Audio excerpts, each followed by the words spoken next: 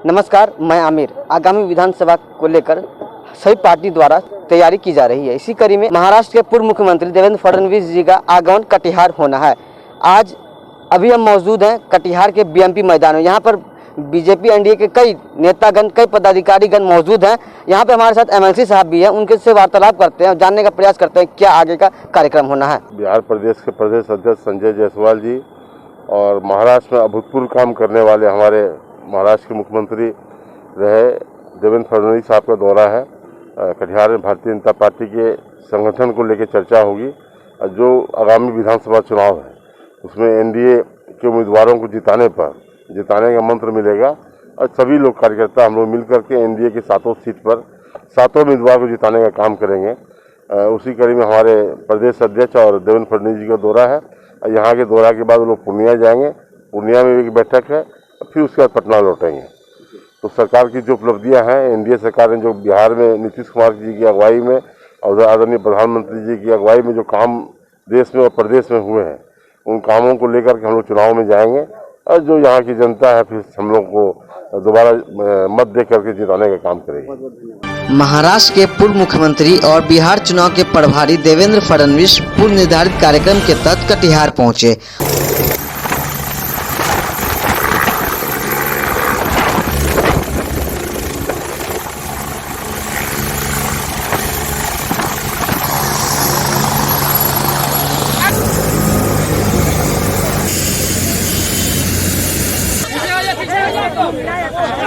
एकदम अच्छा नहीं लगा हमको, एकदम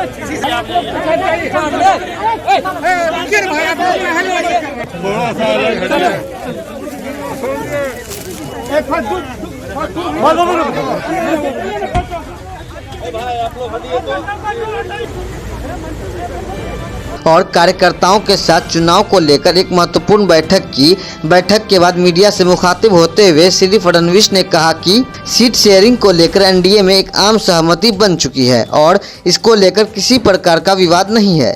वहीं बिहार के चुनाव में नीतीश के ही चेहरे को लेकर बीजेपी चुनाव लड़ रही है। इस मसले पर कहा कि जब पार्टी गठबंधन में चुनाव लड़ती है तो एक ही चेहरा सर्वमान्य होता है और नीतीश का ही चेहरा एनडीए गठबंधन का चेहरा है। देखिए, बिहार विधानसभा चुनाव की तैयारी के चलते आज भारतीय जनता पार्टी के प्रदेश अध्यक्ष डॉक्टर संजय जायसवाल जी के साथ हम कटिहार में यहाँ पर हमारे कार्यकर्ताओं के साथ, पदाधिकारियों के साथ एक बैठक करने के लिए आए थे। कटिहार ये भारतीय जनता पार्टी की एक यशोभूमि है और लगातार हम लोग यहाँ पर जीतते आए हैं।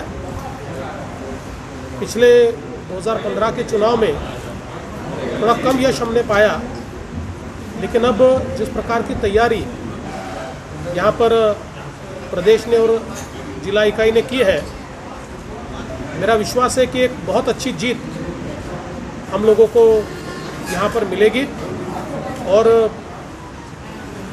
कुल मिलाकर बिहार में मैं देख रहा हूँ कि आदरणीय प्रधानमंत्री मोदी जी के प्रति एक बहुत बड़ा विश्वास लोगों के मन में है। लोगों को लगता है कि हमारा भविष्य जो है उसको मोदी जी ही बना सकते हैं।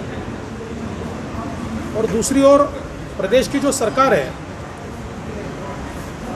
नीतीश जी के नेतृत्व में, सुशील जी के नेतृत्व में, उसने भी अच्छा काम किया है।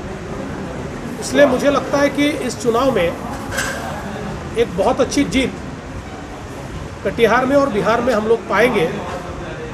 और पूरे जो भारतीय जनता पार्टी के पदाधिकारी और कार्यकर्ता है, ये उत्साह में भी है और बिल्कुल विश्वास के साथ काम कर रहे हैं। हम बहुत आसानी के साथ हमारा जो सीटों का बंटवारा है वो कर लेंगे। एनडीए के सारे लोग साथ में रहेंगे। एनडीए से कोई बाहर नहीं जाएगा, बाहर से कोई एनडीए में ज़रूर आ सकता है। बीजेपी कितनी सीट? हम बहुत आसानी के साथ हमारा जो सीटों का बंटवारा है वो कर लेंगे। एनडीए के सारे लोग साथ में रहेंगे।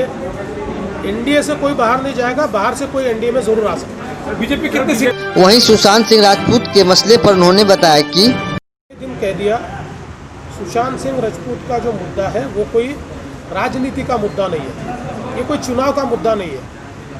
पूरे देश के, केवल बिहार के नहीं, पूरे देश के जो सामान्य लोग हैं, आम आदमी है, उनको ये लगता है कि कहीं ना कहीं सुशांत सिंह राजपूत के साथ एक अन्याय हुआ है। जिस प्रकार से उनकी मौत हुई है उससे जो शंका और संशय तैयार हुए हैं, लोगों को लगता है कि सत्य बाहर आना चाहिए।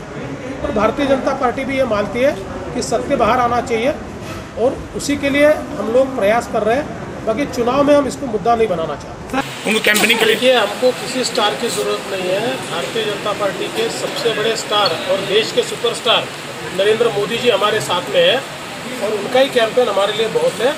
उनके भरोसे ही हम देश में भी जीते और सब जगह जीते। सर महाराष्ट्र में जो हो गया